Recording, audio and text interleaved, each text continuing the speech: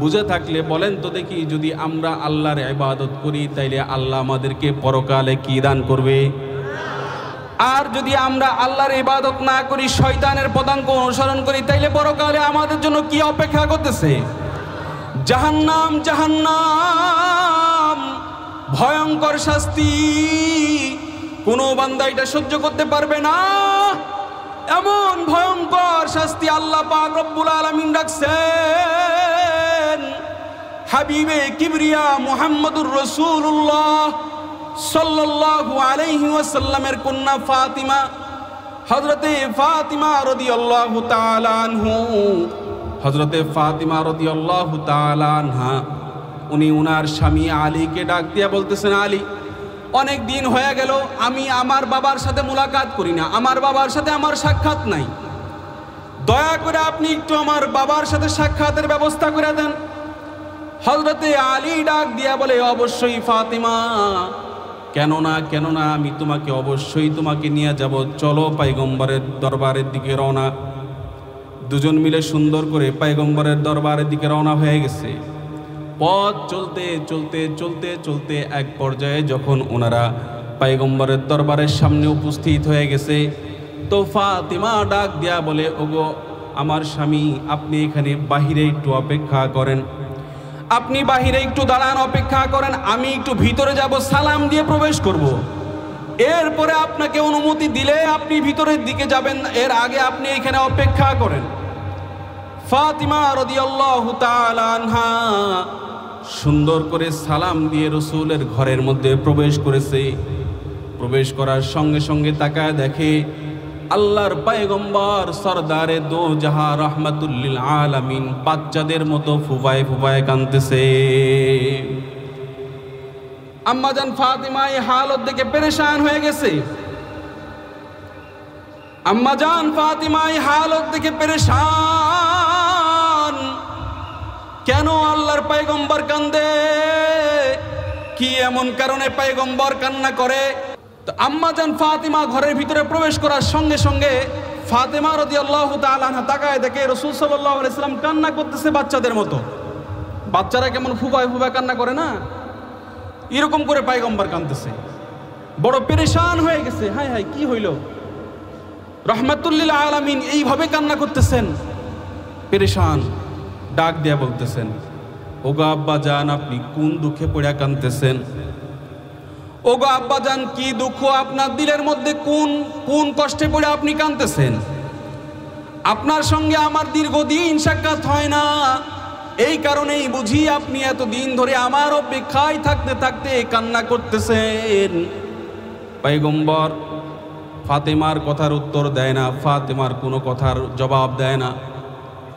আবার ফাতেমা রাদিয়াল্লাহু তাআলা আনহা ডাক দিয়ে বলতেছেন, ওগো আল্লাহর পয়গম্বর, আপনি কি আমার আম্মাজান খাদিজার কথা মনে করে কাঁদতেছেন নাকি?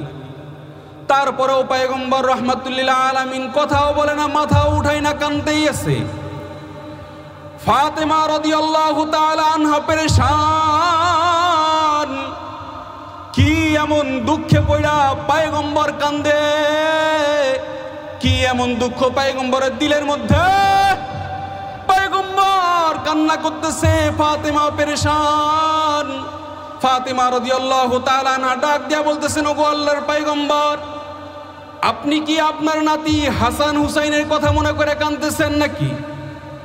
রাহমাতুল লিল আলামিন সরদারে দো জাহাঁ হাবিবে কিবরিয়া মুহাম্মদুর রাসূলুল্লাহ সাল্লাল্লাহু আলাইহি ওয়াসাল্লাম এখন ডাক দিয়া বলতেছেন, ওগো আমার বেটি, ওগো আমার কন্যা, আমার আদরের দুলালি, আমি এই সমস্ত কোনো কারণে কান্না করি না।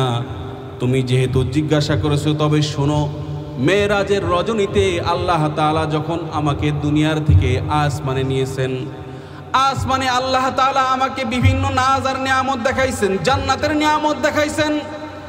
পুরো আসমানের জগতে সব কিছু জিব্রাইলের মাধ্যমে ঘুরায় আল্লাহ আমাকে দেখাইছেন। এক পর্যায়ে জিব্রাইল যখন আমাকে এমন একটা জায়গার দিকে রওনা করলো, ওই জায়গায় রওনা শুরু করার আগে আমাকে ডাক দিয়া বলতেছে, ওগো আল্লাহর রসুল, এমন একটা জায়গার দিকে রওনা করেছি যেই জায়গায় যাওয়ার পরে হয়তো আপনি সহ্য করতে পারবেন না। কি এমন জায়গা ভাই? জিব্রাইল আলাইহিস সালাতু ওয়াস সালামের সঙ্গে পয়গম্বর পথ চলতেছে, চলতে চলতে সামনের দিকে তাকা দেখে এমন একটা অগ্নিকুণ্ড জ্বলতেছে, যে অগ্নিকুণ্ডর ভিতর থেকে আগুনগুলো নিচ থেকে উপরের দিকে উঠতেছে, আর ওই আগুনের ভলকানির সঙ্গে সঙ্গে জাহান্নামী বান্দাগুলাও উপরের দিকে উঠে আসতেছে। পয়গম্বর ডাক দেয়া বলে, আমার মা ফাতিমা, এমন চিৎকার ওখানে আমি শুনলাম, জাহান্নামীদের এমন করুণ আর্তনাদ, যেই আর্তনাদের কথা মনে করে আমি কান্দি। এমন ভয়ঙ্কর আর্তনাদ আমি ওখানে জাহান্নামীদের কণ্ঠে শুনেছি। শুধুই তাই নয়, আমি এমন কিছু জাহান্নামীদেরকে দেখলাম যাদের জিহ্বার মধ্যে আল্লাহ তাআলা বর্শি আংটা বাঁধা ঝুলায় রাখছে, আংটা বাঁধা আগুনের ভিতরে ঝুলন্ত রাখছে। এখন যেমন আমরা গ্রিল ফ্রাই করি, দেখি না দোকানে, মুরগির মধ্যে এরকম শিক ঢুকাই দিয়ে আগুনের চতুর্দিক থেকে পোড়ায়, দেখি না আমরা? তে পয়গম্বর বর্ণনা করতেছেন, এমন কিছু জাহান্নামীকে আমি দেখেছি যাদের জিহ্বার মধ্যে আল্লাহ পাক রব্বুল আলামিন আগুনের একটা বর্শি লাগা আগুনের ভিতরে ঝুলায় রাখছে। বান্দাগুলা ওইভাবে ঝুলন্ত অবস্থায় পড়তেছে। পয়গম্বর বলে, আমি এমন কিছু নারীকে দেখলাম যেই সমস্ত নারীদের স্তনের মধ্যে আল্লাহ তাআলা আগুনের বর্শি লাগায়া ওই জাহান্নামের আগুনের মধ্যে ঝুলায় রাখছে। তাদের আর্তনাদ আর চিৎকারের চতুর্দিকে ভারী হয়ে আসতেছে। ওই ভয়ঙ্কর জাহান্নামের বিভীষিকার কথা মনে করে কান্দি। দুনিয়ার কোনো মোহাব্বতে কান্দি না ফাতিমা। তাইলে বলেন তো দেখি, আল্লাহর পয়গম্বর হাবিবে কিবরিয়া মুহাম্মদুর রাসূলুল্লাহ যদি জাহান্নামের ভয়াবহতার কথা মনে করে কান্না করে, আমার আপনার মতো পাপী বান্দাদের কি অবস্থা হবে? এজন্য মৃত্যুর আগে যদি আমার আপনার আমলনামা সাফ করতে পারি, তাহলে আমরা সফল কাম। এই আয়াতে আমি তেলাওয়াত করেছিলাম আপনাদের সামনে। আল্লাহ তাআলা ডাক দেয়া বলতেছেন, অতুবু ইলাল্লাহি জামিআন আইয়ুহাল মুমিনুনা লাআল্লাকুম তুফলিহুন। আল্লাহ পাক রব্বুল আলামিন ডাক দিয়া বলে, বান্দা, তোমার জিন্দেগিতে তুমি গুনাহ করে ফেলবা, শয়তান তোমাকে ধোঁকা দিবে, নফস তোমাকে ধোঁকা দিবে, তুমি বিপদগামী হয়ে যাবা, তোমার আমলনামার মধ্যে গুনাহ খাতা লিখিত হয়ে যাবে। বান্দা, আমি তোমাকে জানাই দিলাম, আমি রহমান, আমার দয়া অনেক বেশি, আমার দয়া অনেক বেশি। তোমার গুনাহ যতই হোক না কেন, লা তাকনাতু মির রাহমাতিল্লাহ, তুমি আমি আল্লাহর রহমত থেকে নৈরাশ হও না। তোমার যাবতীয় গুনাহের বোঝা মাথায় নিয়ে আমি আল্লাহর দরবারে তওবা করো। আল্লাহ তওবাও শিখাই দিয়েছেন কেমনে করতে হবে। কোরআনে পাকের মধ্যে আল্লাহ তাআলা ডাক দিয়া বলতেছেন, ফাকুল তুস্তাগফিরু রাব্বাকুম ইন্নাহু কানা গফফারা। বান্দা, তুমি ইস্তেগফার পড়ো, আস্তাগফিরুল্লাহ জবান থেকে বের করো, আর দিলে দিলে খেয়াল করো, নিয়ত করো, আল্লাহ জীবনে যা করেছি, ভুল করেছি, অতীতে যা করে ফেলেছি, অন্যায় করেছি, ভবিষ্যতে আর আমি গুনাহ করব না।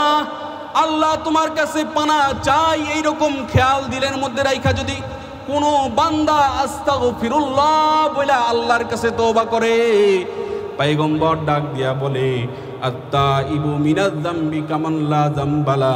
কোনো পাপী বান্দা যখন আল্লাহর দরবারে তওবা করে, তো ওই বান্দার পাপগুলো আমলনামা থেকে এমনভাবে আল্লাহ তাআলা সাফ করে দেয় যেন বান্দা জিন্দেগিতে কোনোদিন গুনাহ করে নাই।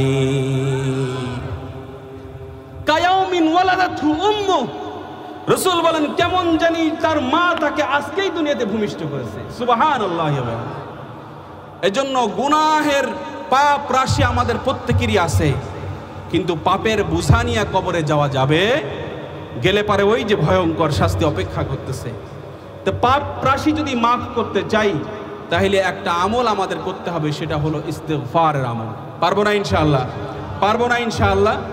শোনেন, বয়ান অনেক শোনেন, অনেক শুনবেন, কিন্তু এক একটা আলোচনা থেকে ছোট্ট ছোট্ট দুই একটা আমল নিজের জীবনে ফিট করায় নেবেন, তাইলে এই মাহফিল শোনাটা আপনার জন্য সার্থক হয়ে যাবে। আর যদি শুনতেই থাকেন, কাল जो था आज भी वही है, তো তাইলে কোনো লাভ নাই। মনে রাখবেন আল্লাহ তাআলা কালামে পাকের মধ্যে ঘোষণা করেছেন ইন্নাল্লাহা ইউহিব্বুত তাওয়াবিন ওয়া ইউহিব্বুল মুতাতাহহিরিন। আল্লাহ তাআলা তাওবাকারীকে পছন্দ করে। আল্লাহ তাআলা তাওবাকারীকে কি করে? পছন্দ করে, ভালোবাসে। এজন্য গুনাহ যতই হোক না কেন আপনি গুনাহের সমস্ত গুনাহ খাতা আল্লাহর দরবারে পেশ করবেন। গভীর রাত সন্তান ঘুমাবে, মা ঘুমায়, বাবা ঘুমায়, সবাই ঘুমায়, একজন ঘুমায় না, তিনি কে? আল্লাহু লা ইলাহা ইল্লা হুয়াল হাইয়ুল কাইয়্যুম লা তাখুযুহু সিনাতুন ওয়া লা নাওম। এমন একজন মালিককে আমরা পাইছি। আল্লাহু আকবার বলেন। তন্দাই আসে না, ঘুম তো পরের কথা, ঝিমানি তো আসে না, ঘুম তো পরের কথা। শেষ আসমানে আল্লাহ তাআলা শেষ রজনীতে এসে ডাক দেয়, হালমি মুস্তাগফির, কার তোমার মাপ লাগবে, যাও আমার কাছে। এজন্য আজকে বাসায় যাবেন, একটা আমল ইনশাআল্লাহ করবেন, নিয়ত করেন, দুইটা হাত তুলেন, আল্লাহ তুমি তাওফিক দান করো, আল্লাহ তুমি তাওফিক দান করো, আল্লাহ তুমি আমাদের সবাইকে মাফ করো। আল্লাহ আল্লাহ আমরা তওবা করতেছি, আর কখনো গুনাহ করব না, আল্লাহ তুমি মাফ করে দাও। আল্লাহ কবুল করুক, বলেন আমিন। সবাই ঘরের ভিতরে যায়, সুন্দর করে 2 রাকাত নামাজ পড়বেন।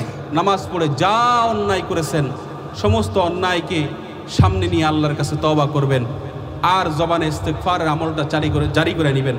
যেমন নাকি আপনার কাপড়ে ময়লা লাগলে ব্লিচিং পাউডার দিয়ে আমরা সাদা কাপড় পরিষ্কার করি, ঠিক তদ্রূপ আমলনামার গুনাহ সাফ করতে হইলে ব্লিচিং পাউডার ব্যবহার করতে হয়। সেটার নাম হচ্ছে ইস্তেগফার।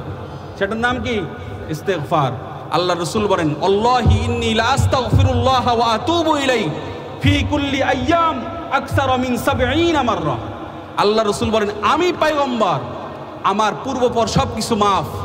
আমি হাউজে কাউসারের পানি না পান করাইলে কোনো বান্দা জান্নাতে যাইতে পারবে না।